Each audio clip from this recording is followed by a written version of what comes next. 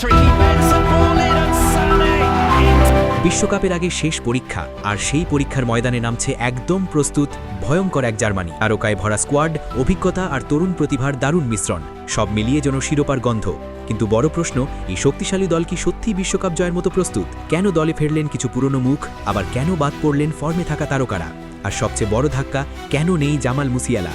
সব মিলিয়ে জার্মানির স্কোয়াডে লুকিয়ে আছে চমক, পরিকল্পনা আর বড় স্বপ্নের গল্প। এ নিয়ে আরও থাকছে বিস্তারিত প্রতিবেদন।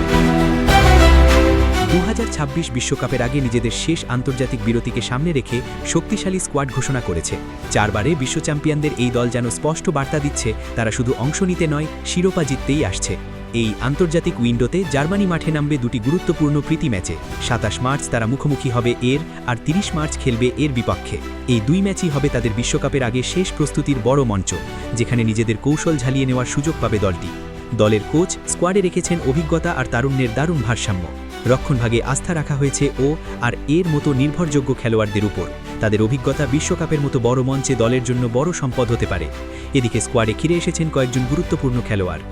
বিশেষ করে হ্যাভার্টসের ফর্ম ও অভিজ্ঞতা আক্রমণভাগে নতুন মাত্রা যোগ করতে পারে। তবে সবচেয়ে বড় আলোচনার বিষয় হয়ে দাঁড়িয়েছে মুসিয়ালার অনুপস্থিতি। দুর্দান্ত ফর্মে থাকা এই তরুণ তারকা চোটের কারণে স্কোয়াড থেকে ছিটকে গেছেন। তার অনুপস্থিতি জার্মানির মিডফিল্ডে বড় শূন্যতা তৈরি করতে পারে, যা পূরণ করা সহজ হবে না। অন্যদিকে কিছু নতুন মুখও জায়গা করে নিয়েছে এই দলে। প্রথমবারের মতো জাতীয় দলে ডাক পেয়েছেন তরুণ মিডফিল্ডার পাভলোভিচ আর গোলরক্ষক মায়ার।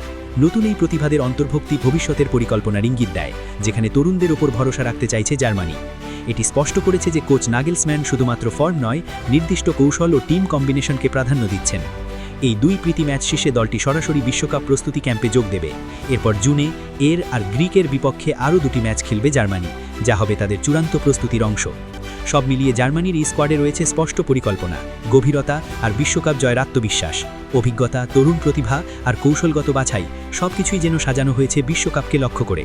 এখন দেখার বিষয়, এই শক্তিশালী দল কি মাঠে সেই প্রত্যাশা পূরণ করতে পারে, নাকি আবারও হতাশা সঙ্গী হবে জার্মানি।